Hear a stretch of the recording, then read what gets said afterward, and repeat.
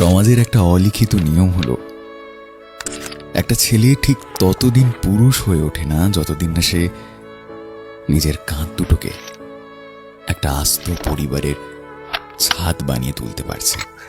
এ আকাশ, কয়েকদিন ধরে দেখছি তোর ওই এক্স গার্লফ্রেন্ডকে অন্য একজনের হাত ধরে ঘোরাঘুরি করছে।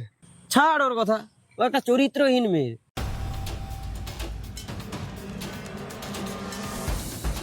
যা যা যা যা যা বল বল বল বল।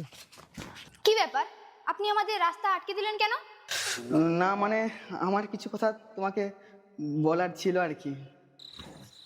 আসলে যারা আমাদের মাঝপথে ছেড়ে চলে যায়, আসলে তাদের কোনো দোষ নেই রে। এই টাকাটা ধর। এত টাকা?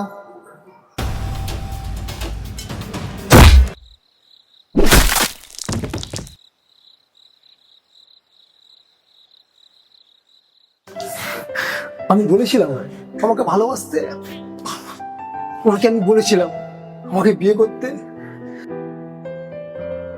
মানে এত প্রেম করার কি দরকার? লাইফে একজন থাকবে, তাকেই বিয়ে করে নেব।